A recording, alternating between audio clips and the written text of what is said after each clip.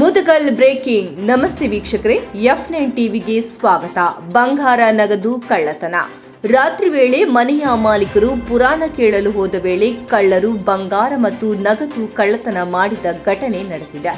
ಈ ಘಟನೆ ನಡೆದದ್ದು ರಾಯಚೂರು ಜಿಲ್ಲೆಯ ಲಿಂಗಸುಗೂರು ತಾಲೂಕಿನ ಮುದಗಲ್ ಪಟ್ಟಣ ಸಮೀಪದ ರಾಮತ್ನಾಳ ಗ್ರಾಮದಲ್ಲಿ. ರಾಮತ್ನಾಳ ಗ್ರಾಮದ ಬಸವರಾಜ್ ಈರಪ್ಪ ಬಲ್ಲಡಕೆ ಎಂಬವರ ಮನೆಯಲ್ಲಿ 5 ತೊಲೆ ಬಂಗಾರ ಹಾಗೂ 50,000 ನಗದು ಹಣ ಕಳ್ಳತನ ಮಾಡಿ ಕಳ್ಳರು ಪರಾರಿಯಾಗಿದ್ದಾರೆ ಎಂದು ಗ್ರಾಮಸ್ಥರು ಮಾಹಿತಿ ನೀಡಿದ್ದಾರೆ. ಘಟನಾ ಸ್ಥಳಕ್ಕೆ ಸ್ಥಳೀಯ ಆರಕ್ಷಕ ಠಾಣೆಯ ಸಿಪಿಐ ವೆಂಕಟೇಶ್ ಮಾಡಗೇರಿ ಹಾಗೂ ಸಿಬ್ಬಂದಿಗಳು ಭೇಟಿ ನೀಡಿ ಪರಿಶೀಲನೆ ನಡೆಸಿದ್ದಾರೆ.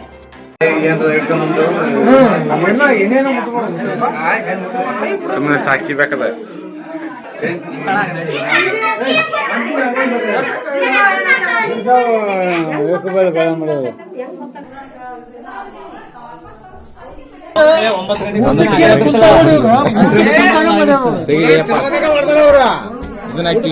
ವರದಿ ಬಸವರಾಜ್ ಹೊನೂರು, F9 ನ್ಯೂಸ್, ಲಿಂಗಸುಗೂರು.